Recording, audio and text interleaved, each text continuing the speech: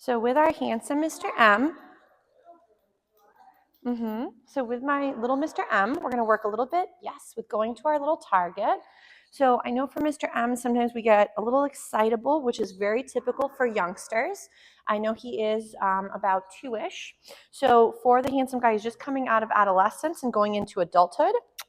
So but I want to see if we can start to get him just anytime he targets a little mat, feed for those moments. Great job. Ready? Bed? Yes. So if, again, Max hasn't done tons with target training, no big deal. I want to see if, there we go, we can start to just make it fun to go onto the mat. So when we're first starting, it's just about whenever we go to the mat, good things happen. Ready? Bed?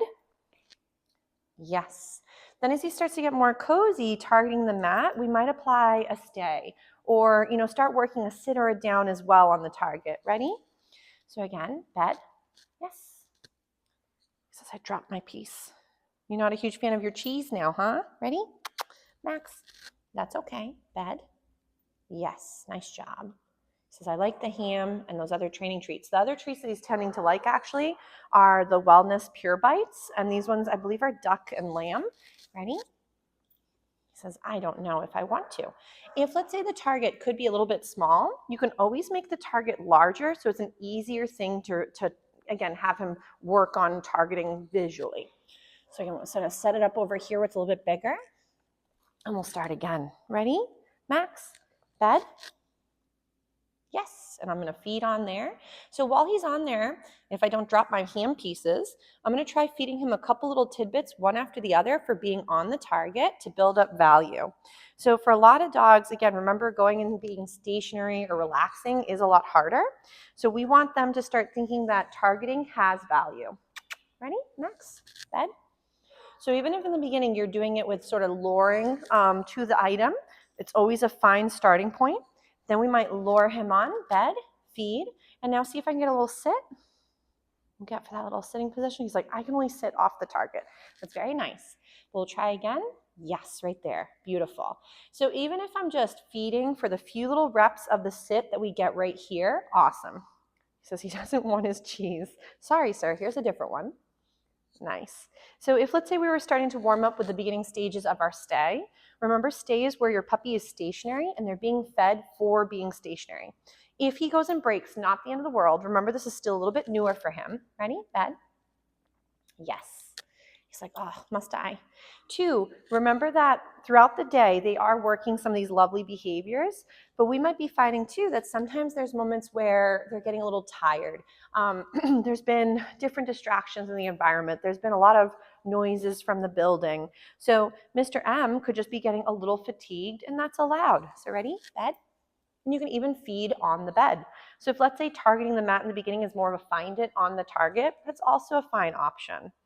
But I would recommend to start sometimes implementing a little bit with going to a target and having the target be the bringer of the fun.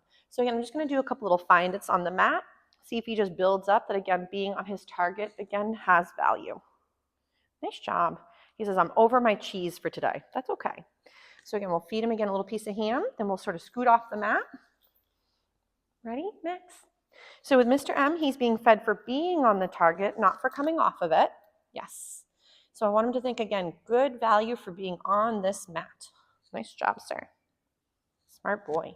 Yes. It's a crunchy one. I don't know if you like those. He says that is maybe acceptable.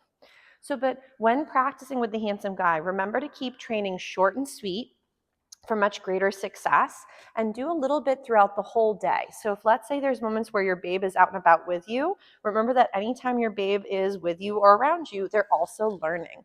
So even though I know you're not actively training or working a certain skill, whatever your dog is able to rehearse or practice, they're getting good at.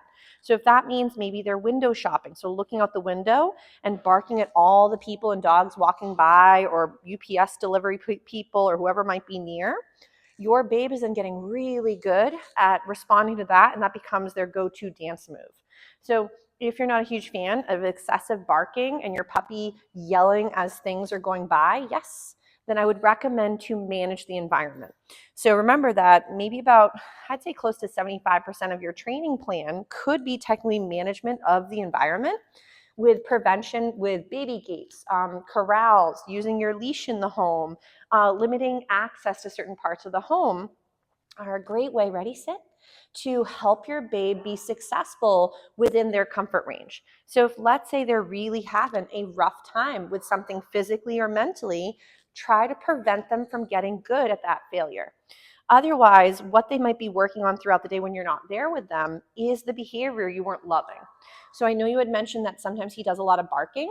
Remember, barking, as we said earlier, could be the result of unmet needs, frustration, anxiety, maybe even boredom at times.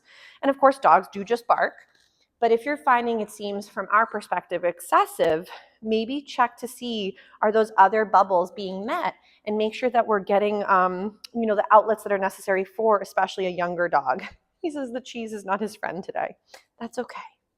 So, but right now he's doing a really nice job working on this little sit and sort of vegging on his spot.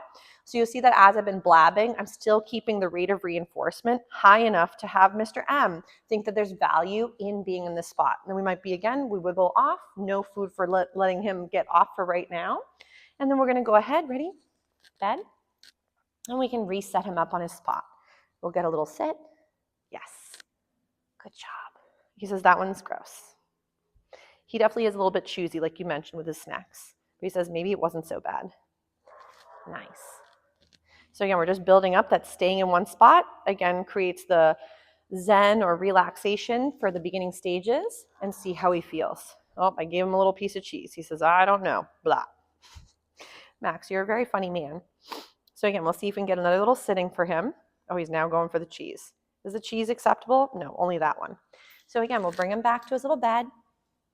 Yes, and start feeding just for targeting. So, but for homework's sake, make sure that you guys are setting up your puppies or dogs for success. If you're feeling that they're overwhelmed by something, remember you can't train in the moment. You want to train for the moment. So if you're trying to work them on new skills plus new behavior in the situation, it's more than likely not going to go well. So make sure, ready, that you're getting them to be successful. Yes, good job. In what you would rather have them do, as opposed to correcting the moments they're wrong and then getting more flustered yourselves, or getting them overwhelmed, scared, or shutting down, or sometimes just simply suppressing behavior. Nice job. His little tail wag just kills me. Doing a very good job, Mr. M.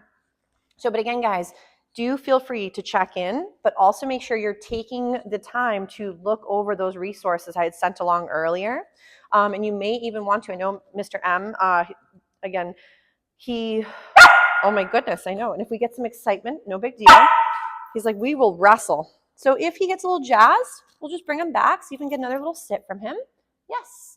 And I'll feed for the behavior I'd prefer. Sometimes the barking, he says, I've had it with this cheese, is sometimes the barking for him is, again, communication. Barking seems to get him a lot of responses from us as people. So you want to be careful that we're not feeding into that. So definitely take a peek, see, as I was mentioning, with some of those resources, because there's going to be a couple of videos on barking, as well for barking from noises, but also barking during training. So make sure that when we're practicing with him and he might be getting a little confused, or we're maybe a little bit confused at our end, again, the process goes smoother for both of you. But really, he's doing a splendid job. So we'll give Mr. M a little break. This was very good. And we'll call it a day for the beauties. But nice job, Max, you handsome guy.